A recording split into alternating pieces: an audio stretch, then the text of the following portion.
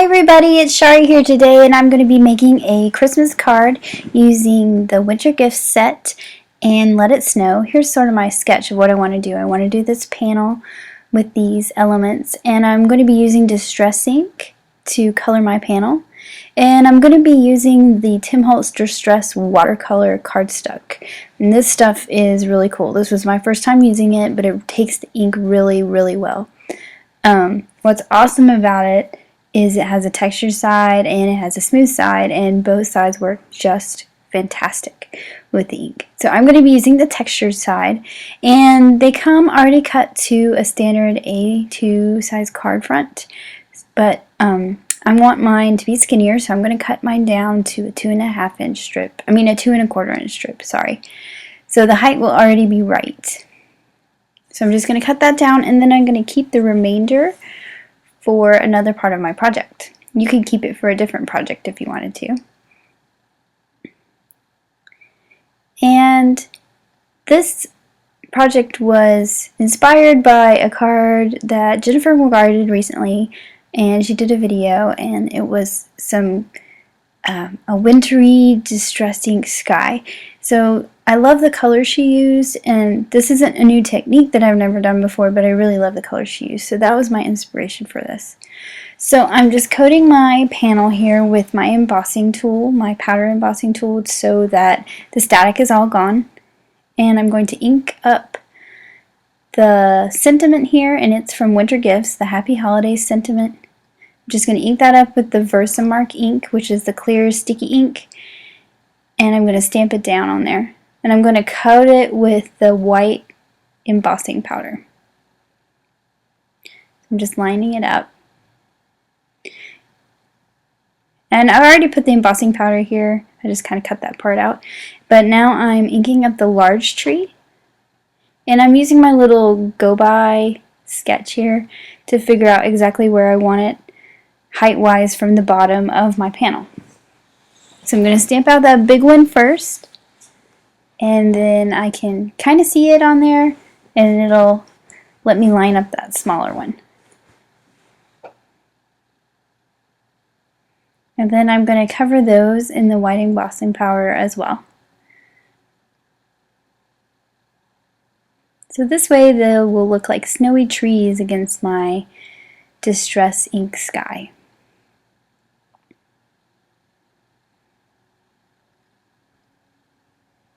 So I'm just heating that embossing powder up and melting it on there. And it's kind of hard to see right now, but you'll really see it great when the Distress ink starts to go on. Now for my little snowman, I wanted him to be in black ink. So I'm going to use the VersaFine ink, which is also a pigment ink. It's black. And then I like to use the clear embossing powder over top of it, and this is how I like to black emboss. It seems a lot cleaner than black embossing powders.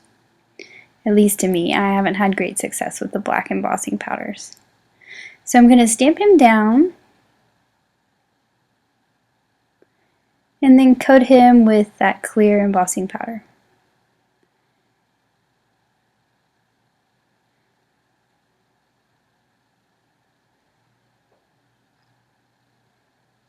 And I kind of went off camera here, but I'm going to come back.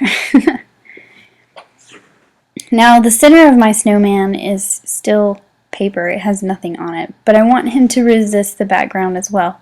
So I'm going to color in his nose first with just an orange pen there. And then I have a Versamark marker that is the same ink that's in the pad. And it has two tips to it. It has a big brush tip, much like the Memento markers, and then it has a finer kind of felt pin tip. And I'm going to color in my snowman with this marker. You can't see it very well. It's sort of wet looking when you see it in person. I'm going to coat it pretty good, go over them a few times, and then I'm going to put the clear embossing powder on it. And it may be a little hard to see, but that embossing powder is sticking to where that ink was. Now the clear embossing will resist the distress ink, and the snowman will stay white. So I'm going to get out my distress inks. I'm using Evergreen Bough, Ice Spruce, and Faded Jeans, and I'm just going to speed up my distress blending process for you.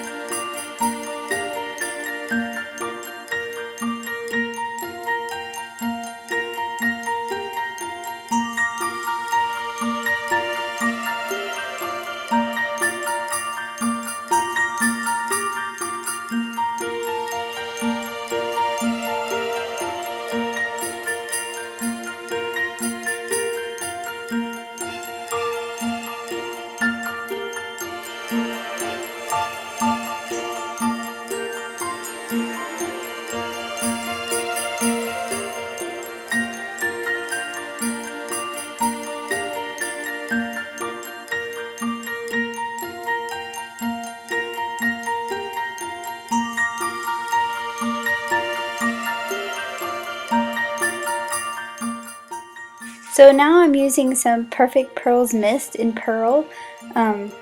Actually, this bottle's really just Perfect Pearls mixed with water because I used up all the mist that it came in, but you can do it either way. And I'm just going to squirt some on my craft sheet and get out my paintbrush and get some on my paintbrush. And then I'm just going to flick this onto my background, and it'll create this nice shimmery snowing effect. So I'm just kind of flicking it around to get the look that I want. And then I'm going to dry it a little bit with my heat tool to speed up the process. And I'm going to clean off all that extra ink and Perfect Pearl Mist that might be on my embossed places just with a baby wipe. And I'll set it aside to dry. Now I'm using a portion of that piece that I cut off, and I'm going to use that as my ground. So I'm just going to trace sort of the arc of the ground that I want with my pencil, just sketch it out. And then I'll just trim that with my scissors. And it's a little longer than it needs to be, but I'm going to trim that down. I'd rather it be longer than too short. And you can erase that pencil line away.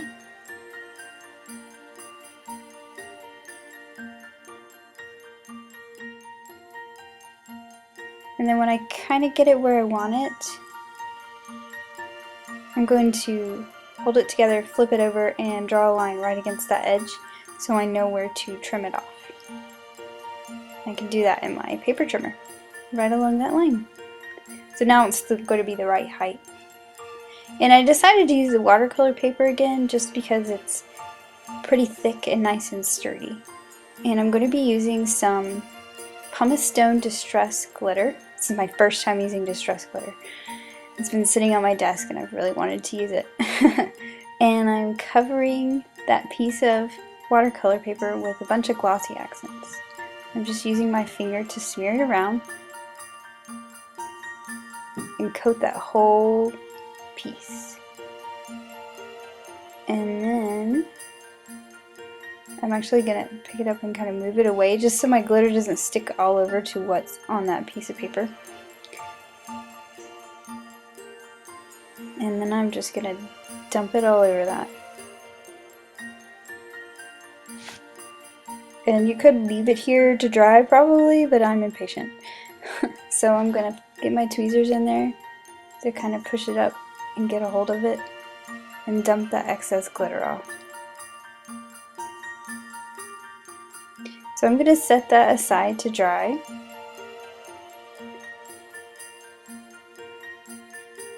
And I'm going to put the extra glitter back in the container. thought this was really pretty with its kind of silvery effect. So now I want to make a little white border on each side of my panel. And I'm just going to use a border punch that's like the stamp edge to punch all the way down both sides of this scrap piece of white paper. Now this piece of paper is the right height, but it's not the right width to get both sides. And I did that on purpose because trying to figure out how much is going to punch off and get it the right width exactly is sometimes sort of hard. So I just used a piece of paper, punched down both sides, cut it in half. And now all I have to do is run some adhesive down the outside edge and then line it up and stick it down. So it won't matter that there's a gap in the back because it's going to be covered up and it's going to be on my card. Just like that. So it doesn't matter what the back looks like, and then I can trim off any extra that might have been slightly too tall. So here's my card base. I'm going to use a craft card base, and I have mounted the little snow dots from the Let It Snow set. These are great little snow dots because they're kind of random and it doesn't look like a pattern when you stamp it, and you can use it to fill up a whole card. And I'm going to be using the unicorn ink. And I'm just going to stamp that around and fill up my entire card base. And you can see you can offset it to make it less of a repeat, even more random. It's easy to line it up on the ends. It's just really easy to make some awesome snowfall with this stamp. I'm covering the whole card, even though some of it's going to be covered up by that panel, just because I think it's easier than trying to figure out where not to put any ink. Now here's my little base. I've let it dry a little bit. It's not completely dry, so I'm going to be really careful with it. And I'm going to put some glue on the back and add that to my panel. Gonna get it really nice and lots of adhesive. That glittery snowy hill is really cool because that glitter is not so shiny. It's this mica glitter that's really cool. And then I'm gonna use the scrap piece of paper to rub it down because I don't want the glitter all over myself, even though I ended up with it all over myself anyways, but you know. And I'm going to use my bone folder to really burnish it down the best I can through the paper. I tried to do it earlier without the paper and made a big mess. And now I'm going to adhere my panel to my card base using some foam adhesive so that it pops up off the base. And I'm putting the foam adhesive on the top and bottom first. You're going to see me put it on the bottom so that I can tie my twine around it, and then I'll add some more to the back. And the little stamp edge is really nice because you already have notches and it will hold your twine right where you want it, which is a happy accident. We're just going to tie my bow with the Peppermint Lawn Trimmings twine. And trim off the ends.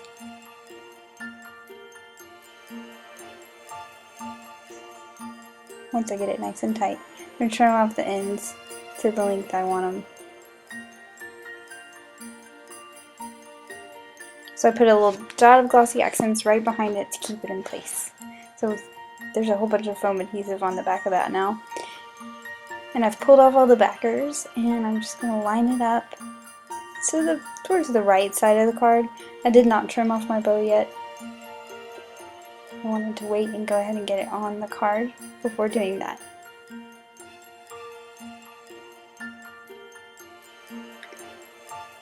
So now I'll trim the ends off. And then I'm using some Picket Fence Distress Stickles, which has those white flecks in it, and I'm just doing some random little snow on my trees.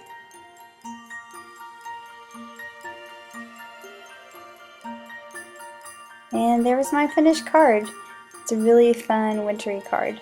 Thanks for watching. Have an amazing day. Bye.